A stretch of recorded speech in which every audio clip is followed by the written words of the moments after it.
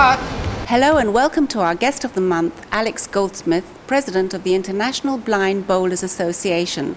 Hello Alex, and congratulations on your election. Thank you very much. Is it actually technically possible for a blind person to play bowls? Every blind bowler has his own coach or helper. Basically, the biggest problem is the distance of the jack of the white ball. And we've solved this by putting distance markers every 2 meters from 23 to 35 meters so that a blind bowler can gauge the distance. Also, we have a center string running up the middle of the rink, which helps the coach orientate the bowler to the right angle. It's basically done by orientation of the bowler on the mat and distance, and they can play to a very high degree of proficiency.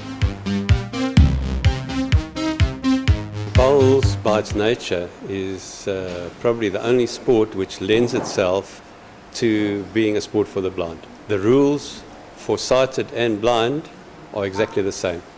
It's also a very sociable game because it's the only game that I know where a champion can play with a rookie, and on occasions the rookie can even beat the champion. How well is Israel doing internationally? Israel's doing fantastically well. We've just come back from a trip to South Africa where we participated in the World Blind Bowls Championships held in Johannesburg, and Israel took second place, silver medal in the overall, and in the process won 8 medals.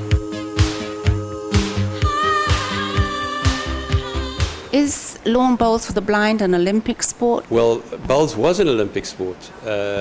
In fact, I had the honor of taking 2 players from Israel to the Paralympics in Atlanta, and both of them came back with a bronze medal. So how many blind bowlers actually are there? 50 blind bowlers in Israel, and they play at 4 clubs once a week. They play 4 of the clubs in Israel, lend them the greens for a couple of hours. Netanya Bowling Club have donated one of its bowling greens to an organization called Ofek Liyaladenu, which is parents of blind children. There's some 900 blind children in this Amuta, and we have now taken over that one bowling green, and it will be the first bowling green in the world for blind children. So you wouldn't say that lawn bowls is an old people's game? Well, bowls used to be known as old man's marbles, but since then it has changed. In fact, today your international bowlers in countries like England probably average around in their late 20s. The latest additions to our ranks is a chap called Ayal. At the age of 20, he was blown up in a pigua, in an attack on a bus up north, and unfortunately totally blinded and lost most of his hearing. And he came to us, and it's absolutely amazing the difference. We even had to change our coaching methods because of his hearing being so poor, of coaching him talking into his right ear from behind him.